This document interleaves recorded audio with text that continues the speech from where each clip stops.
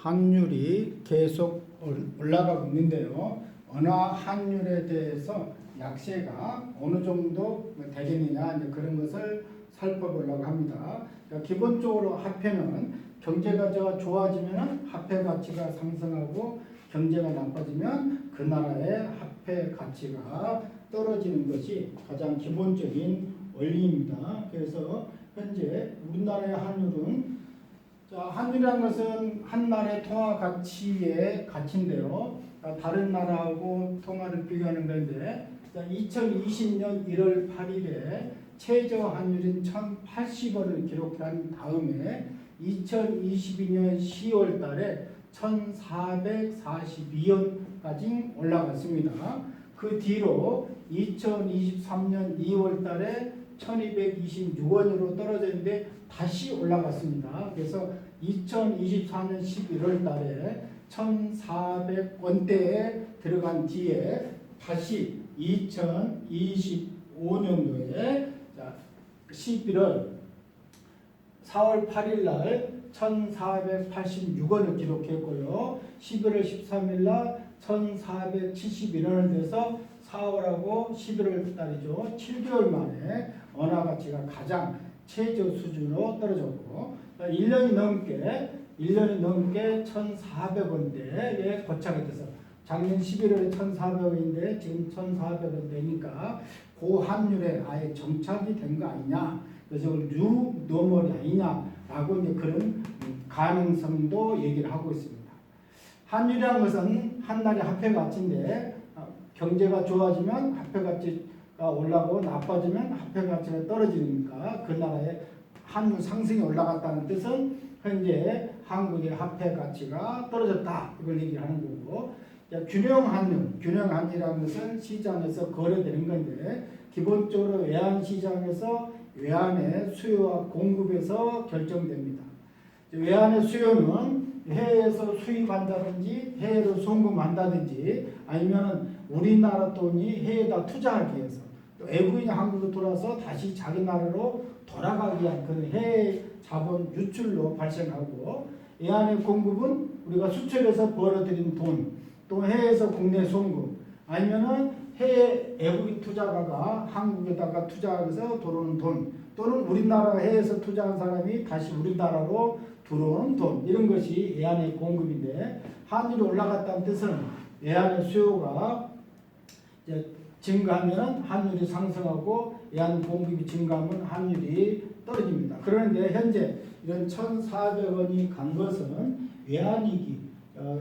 외환위기라든지 2008년도에 글로벌 금융위기, 그런 경제적 충격을 없는 지금 정상적인 상황에서 환율이 1,500원을 넘은 경우는 없었다. 근데 1,400원대에 지금 후반대를 가는데 이걸 하나의 뉴노멀, 새로운 패러다임으로 바라는 그런 현상도 보이고, 또 어떤 사람들은 내가 모르는 무슨 어려움이 한국 경제에 있지 않느냐, 뭐 그런 사람도 있습니다. 그래서 원화가 결국은 약세를 계속한다는 뜻은 외환의 공급에 비해서 수요가 많다, 그런 것을 의미하는데, 수요 측면에서 보게 되면 우리나라 투자자들이 해외 증권에 투자하는 것을 우리가 서학개미라고 합니다. 서학개미의 달러 수요는 많이 증가했다. 그런데 공급 측면에서 국내 증권에 투자하는 외국인들의 달러 공급은 줄었다. 또 환율이 올라간다 그러니까 수출 기업들의 달러 매각도 늦추는 현상도 나타나서 고환율이 지금 계속 발생하고 있다. 이유는 달러의 수요다. 경제학 이론에서는요, 환율이 상승한다 그러면 수출이 증가하는데 도움을 준다고 얘기를 합니다. 근데 막상 현실적으로 고환율이 되니까 수출이 도움을 주지는 않았다는 겁니다. 그것을 일본이 아베노믹스로, 지금이 아니고요, 몇 년 전에 엔화 약세 정책을 펴면서 고환율로 수출을 확대를 했는데 실제로 수출은 늘어나지 않고 수입 물가, 어차피 수입을 해야 되는데 일본도 우리하고 똑같은 경제 구조인데 수입 물가만 상승시키는 부작용을 유발했다는 것이 우리 경험입니다. 우리나라에서도 2022년도에 그 당시에 환율이 1,400원이었습니다. 그러니까 고환율인데 수출은 별로 많이 늘어나지 않았더라. 그럼 왜 그러냐? 옛날에는 글로벌 시장에서 싼 가격, 그게 가격 경쟁력입니다.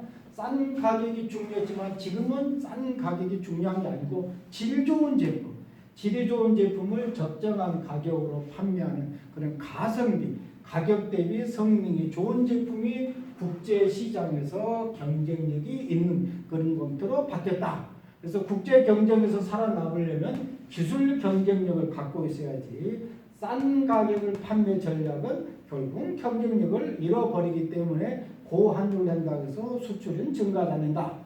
그래서 지금 2025년도에 다음 연도에 사업 26년이죠. 다음 연도에 사업계획서를 작성하는 기업들은 고환율에 불똥이 떨어졌다. 자, 수출 기업뿐만 아니고 수입 기업도 마찬가지다. 중요한 것이 환율이라는 거죠. 지금 올해 환율이 6월 달에 1,450원, 그 다음에 최고점이 4월 달에 1,486원인데 편차가 134원에 달했다.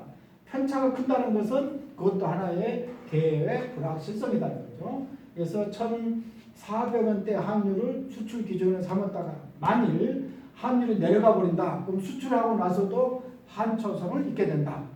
환율을 그냥 또 떨어질 거로 생각을 해가지고 낮추어 수익 기준을 잡았다가 환율이 올라가게 되면은 원자재 대금은 높게 지불해야 되니까 수출도 포함해서 수출 수입 모두가 다 환율 변동은 중요한 상태다라는 겁니다.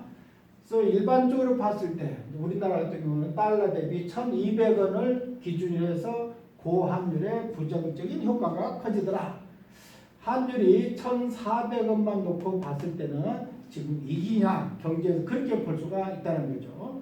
그래서 무역협회 통계 보게 되면 환율이 달러 대비 10원이 오르게 되면 수출기업의 영업이익은 0.5에서 1%포인트 늘어나는데 수입 의존도 같은 기업은 영업이익이 1에서 1.5%포인트가 줄어들더라.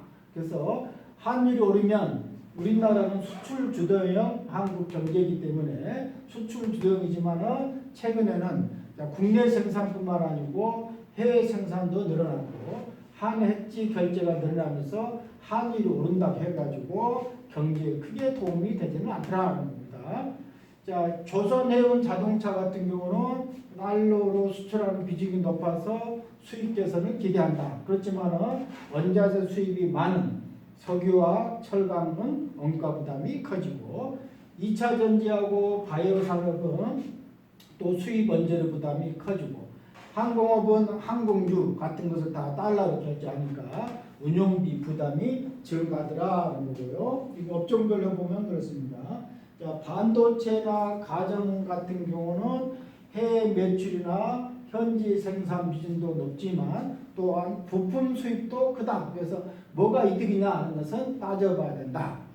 대기업하고 중소기업 보면 대기업은 해외 생산 기지도 많고 고환율 대응 능력도 있지만 중소기업은 중간재 수입 비용이 올라간다. 고환율로 중간재 수입 비용이 올라가지만은 납품 가격이나 수출품 가격에 100% 반영하기 어렵더라. 그래서 산업연구원에 가면 환원율이 10% 오르면 대기업은 영업이익률이 0.29%포인트 떨어지는데 중소기업은 오히려 환율이 1% 올라도 영업이익률이 0.36%포인트 감소한다. 이렇게 통계가 나와 있고요. 자, 그러면 앞으로도 원화가 계속 약세가 될 거냐라는 것을 보려면 서학개미들의 해외 투자가 계속 증가하고 있습니다. 최근에도 통계 나온 거 보면 해외 투자하는 그런 서학개미가 계속 늘어나고 있습니다.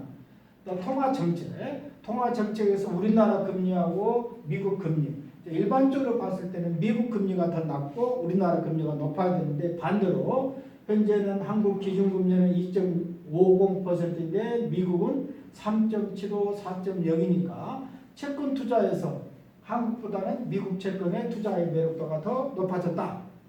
재정 정책 측면에서도 재정 지출 확대가 되면 시중에 유동성이 증가하니까 그에 대해서 물가 상승이 되면 원화 가치가 떨어뜨린다는 거죠.